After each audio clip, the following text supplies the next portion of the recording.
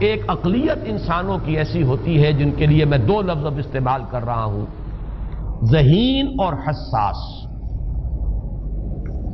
ذہین اور حساس لوگوں میں قبض اور بسط کی کیفیت، یہ مختلف سائیکلز ہیں جو آتی رہتی ہیں۔ کبھی طبیعت میں پشمردگی ہے، دل بجھا ہوا سا ہے، کچھ نا امیدی سی ہے، خود اپنے اوپر اعتماد کی کمی محسوس ہو رہی ہے، مجھ میں صلاحیت نہیں ہے، میں کچھ نہیں کر سکتا، اب تک جو کچھ کیا اس کا بھی ہے، امنگ بھی ہے، امید بھی ہے، روشن پہلو نظر آ رہے ہیں۔ قبض کی کیفیت میں تاریک پہلو نظر آتے ہیں، مایوسی کے پہلو نظر آتے ہیں، پیسیمزم کی کیفیت، اور یہ جو بسط کی کیفیت ہے اس میں روشن پہلو۔ دیکھو یہ بھی تو ہے نا، آخر یہ بھی تو ہوا ہے، اور بھی ہو سکتا ہے، آخر اب تک میں نے یہ کام بھی تو کر لیا، آگے بھی مشکل آسان ہو سکتی ہے۔ یہ دو کیفیات ہیں قبض اور بسط کی، جن کو کہ صوفیاء کرام نے یہ اصطلاحات، یہ عنوان دیے، قبض اور بسط۔ جتنی انسان کے اندر حساسیت کی کیفیت زیادہ ہوگی، ذہانت زیادہ ہوگی، اتنا ہی یہ جو ویوز ہیں اس کی ایمپلیٹیوڈ زیادہ ہوتی ہے۔ کم ذہین انسان ہے، کم حساس ہے، آئیں گے تو صحیح ہے، لیکن یہ کہ وہ ویو جو ہے اس کا ایمپلیٹیوڈ جو ہے اس کے اندر اوپر اور نیچے کی کیفیت زیادہ نہیں ہوگی۔ لیکن جتنا یہ معاملہ بڑھتا ہے یہ جو ویو ہے اس کی ایمپلیٹیوڈ بڑھتا چلا جاتا ہے۔ لیکن نارمل انسان کا معاملہ یہ ہے کہ یہ حدود کے اندر رہے، اسی کی ایک کیفیت جو ہے ایب نارمل جب ہو جاتا ہے، یہی ہے جو جدید ہماری جو سائیکولوجیکل میڈیسن ہے اس میں اسے مینیکس ڈپریسو سائیکوسس کہا جاتا ہے۔ مایوسی ہوئی تو اتنی ہوئی کہ جیسے کمر ٹوٹ کر رہ گئی، اور اسی ڈپریشن میں ہوتی ہیں خودکشیاں، خودکشی کر جاتا ہے ڈپریشن۔ کچھ روشن پہلو نظر ہی نہیں آ رہا، کوئی امید کا پہلو نظر ہی نہیں آ رہا، کوئی صورت نظر نہیں آتی، کوئی امید بن نہیں آتی،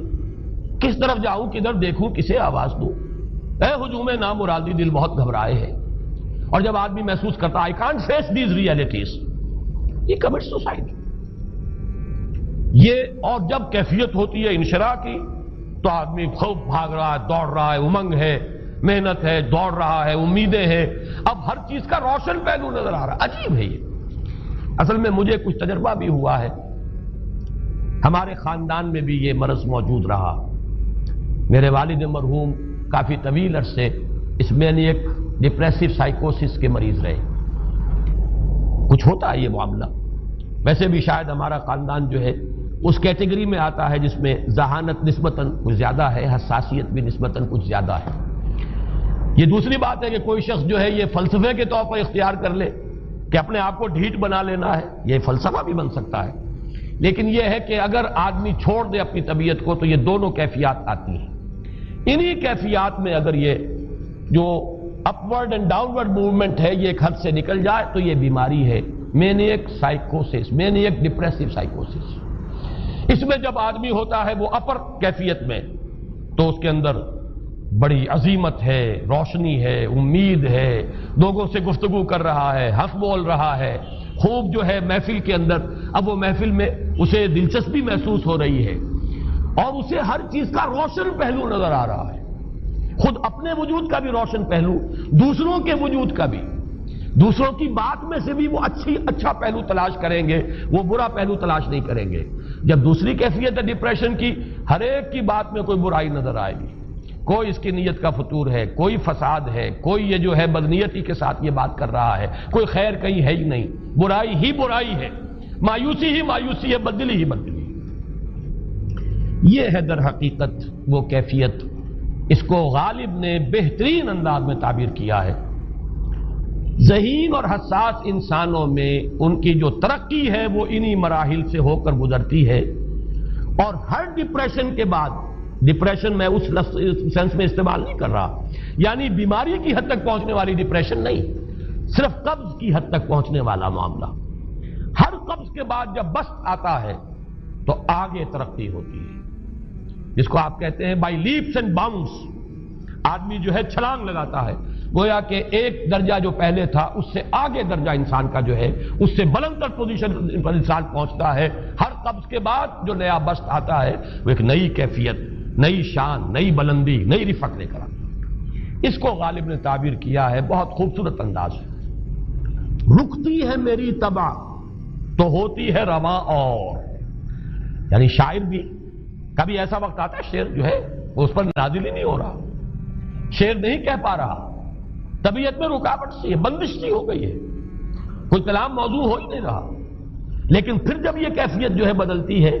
اور جب پھر بست کی کیفیت آتی ہے، رکتی ہے میری طبع تو ہوتی ہے رواں اور، پھر اس کے اندر ایک جولانی نئی ایک کیفیت جو ہے انشراح کی، وہ ایک بالکل نئی کیفیت، نئی شان کے ساتھ، یہ ہے وہ معاملہ جو ان آیات مبارکہ کے پس منظر میں ہے۔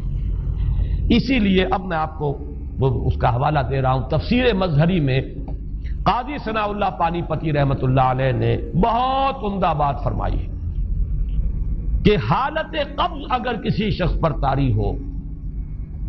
تو اس حال میں اکسیر کا درجہ رکھتی ہے یہ سورہ مبارکہ،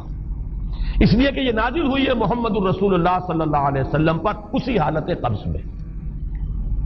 وَالضُّحَىٰ وَاللَّيْلِ إِذَا سَجَىٰ مَا وَدَّعَكَ رَبُّكَ وَمَا قَلَىٰ وَلَلْآخِرَةُ خَيْرٌ لَّكَ مِنَ الْأُولَىٰ وَلَسَوْفَ يُعْطِيكَ رَبُّكَ فَتَرْضَىٰ أَلَمْ يَجِدْكَ يَتِيمًا فَآوَىٰ وَوَجَدَكَ ضَالًّا فَهَدَىٰ وَوَجَدَكَ عَائِلًا فَأَغْنَىٰ۔ یہ تمام آیات اب معلوم ہوگا کہ جیسے موتی پروئے ہوئے، ایک لفظ قبض، اب اس میں جو بھی واقعاتی اور جو میں نے آپ کو روایاتی جو بھی پس منظر بیان کیا وہ بھی فٹ بیٹھ رہا ہے، وہ خودکشی کا معاملہ بھی آ گیا، اس میں فٹ بیٹھ رہا ہے کہ بخاری شریف میں روایت موجود ہے کہ حضور فرماتے ہیں کہ میری طبیعت پر اس درجے اضطراب تھا، اتنی کیفیت جو ہے میری تشویش کی تھی کہ میرے دل میں بار بار خیال آتا تھا کہ پہاڑ پر چڑھ کر اپنے آپ کو نیچے گرا دوں۔ یہ سارے معاملات اب آپ کو محسوس ہوگا جیسے تمام کڑیاں جو ہے وہ جڑ گئی، جیسے رات کو اب آپ اٹھ نہیں پا رہے، اضمحلال ہے، اعصابی جو ہے اعصاب اس درجے متاثر ہو چکے ہیں۔ صرف یہ ایک احساسات کی کیفیت نہیں ہے، آپ کی قوت فعلی جو ہے، قوت عملی، وہ بھی اس درجے متاثر ہو چکی ہے کہ کئی راتیں گزر گئی اور آپ رات کو نہیں اٹھ سکے، جس پر کہ ام جمیل کو یہ کہنے کا موقع مل گیا کہ معلوم ہوتا ہے محمد تمہارا شیطان تمہیں چھوڑ گیا۔ اب یہ جملہ اپنی جگہ پر اس کی کاٹ ہے یقیناً، اس سے یضیق صدرک بما یقولون، لیکن وہ کیفیت جس کی وجہ سے یہ جملہ آیا ہے اس پر نگاہ دوڑائیے، اس پر نگاہ کو مرکوز کریں گے تو معلوم ہوگا ایک لفظ قبض، یہ قبض کی ایک کیفیت تھی، اس قبضی کی کیفیت کا ایک مظہر یہ ہے کیونکہ یہ بھی تو در حقیقت قلب مبارک جو ہے محمد الرسول اللہ صلی اللہ علیہ وسلم کا، اسی پر تو وحی کا نزول ہوتا تھا، یہ بھی وہی داخلی احساسات و کیفیات کا معاملہ ہے، یہی بھی در حقیقت یہ واردات قلبیہ ہی کا سارا معاملہ ہے، اس کو آپ خارج سے تعبیر نہیں کر سکتے، نہ ابھی کوئی ایسے مصائب تھے، نہ ایسی کوئی مشکلات تھیں، نہ ابھی کوئی رد و قضا ایسی شروع ہوئی، نہ ابھی کوئی بحث و نزاع کا معاملہ ایسا ہوا، نہ کوئی ابھی کوئی فزیکل پرسیکیوشن شروع ہوئی، یہ سب داخلی ہی کیفیات ہیں، اور ان داخلی کیفیات کے حوالے سے ان سورہ مبارکہ کو اگر صحیح سمجھا ہے تو صوفیہ نے سمجھا۔